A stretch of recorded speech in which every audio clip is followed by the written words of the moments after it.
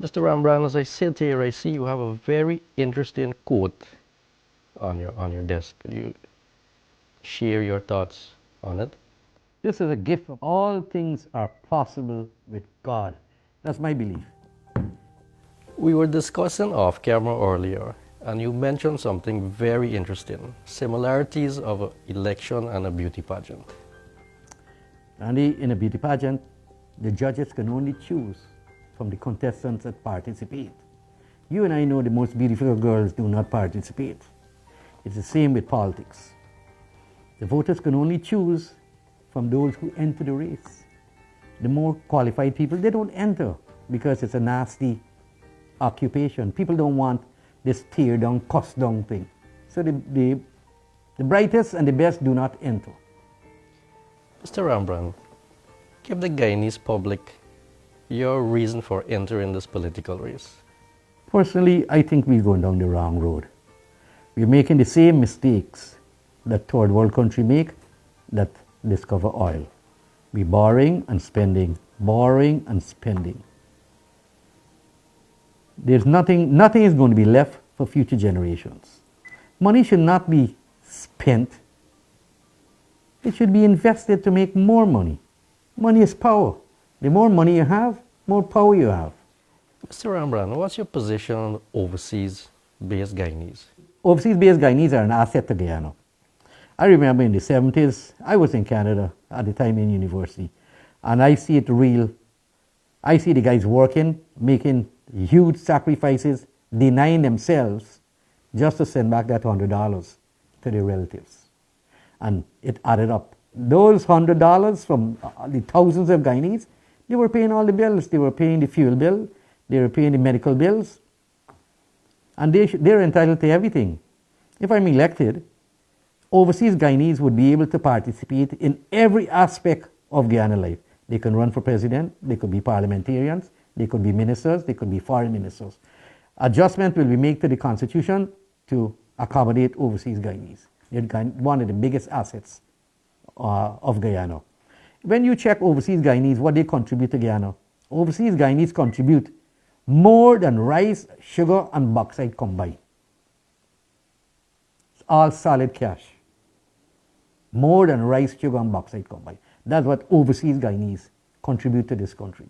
And they should not be left out. What about your position on VAT? The introduction of VAT was a sad thing for the consumers. It raked in a lot of money for the government because it has a multiplying effect. For instance, with me, when I imported my cement and I charged VAT, the VAT was paid to the government. When I sell it now to the wholesaler, he add on his markup, and when he sell it to the consumers, he add on VAT too, and he shipped the VAT to the government. The government collecting 2 sets of VAT. So government could probably collect 5 sets of VAT from one commodity. And you know what happened? That dried up the disposable income of consumers. And I could remember from my own take, consumer spending reduced a great deal after the introduction of VAT because it's billions of dollars, billions coming out of consumers' pockets. They would have had those billions to spend, right? It's going to the government.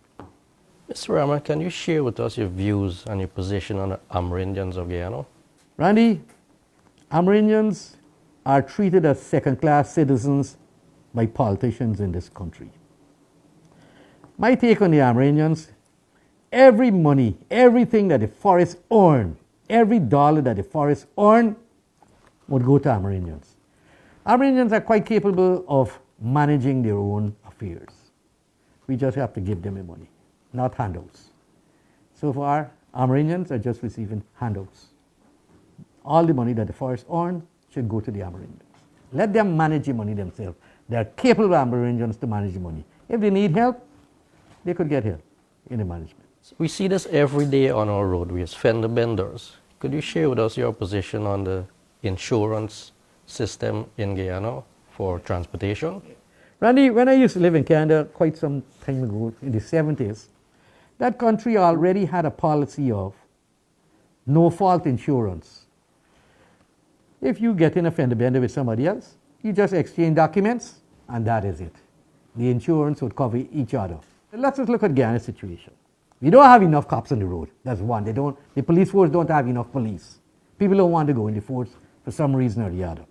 You might be going on something very important and you just touch somebody, then you got to park and wait on the road for hours for a police to come, measure the road, take statements, and all sort of crap. Time we get rid of that. We have been in Canada 100 years in that aspect. Mr. Rambarran, could you share with us your position on the old age pension? Very sad situation. Old age pension makes me very sad. I'll tell you why. All the people in this country that are employed in back-breaking, starvation wages work, like sugar workers, all farmers, all fishermen, pin seam, drift seam, trawler, you name it. All the people that work in the gold mines. Very hard work.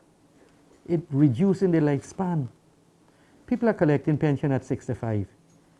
And the estimated lifespan of Guyanese is 60. So what it's actually telling people, you have to die first before you collect pension. Because if your lifespan is 60 and pension start paying at 65, you're 5 years dead before you collect pension. So we got to change the pension now and start paying old age pension at 60. In many countries that find oil, they start paying pension in the 40s, 47, 48. We got to do likewise. The people are the backbone of this country. Without people, you have no country. People makes a country. Mr. Rambarran, what's your position on duties and taxes on cars here in Guyana? Randy, that's a real embarrassing situation in Guyana. Probably the only country in the Caribbean. Whereby, in order for you to get one vehicle, you got to probably pay the price for 3 or 4. I hear you talking a lot that we like to buy, but when I look on the road, I don't see any Rolls. I don't see any Ferrari. I don't see any Lamborghini. I don't see any expensive car. All that I'm seeing is 10, 20-year-old Toyotas and Datsuns. The Democratic People's Party, if elected, the maximum money anyone will pay on any car would be $500,000. I want to see Rolls on the road. I want to see Ferraris. That when foreigners step off the plane, they will know that this is a rich country. Mr. Rambarran, give us your views on this fiasco going on right now here in Guyana with Mr. Azzuddin Mohammed. I like Azzuddin. I know his father for many years. We used to play cricket together. Not many people are doing what Azzuddin is doing. How many politicians do you know ever put their hand in their pocket and give freely to people, like what Azzuddin is doing?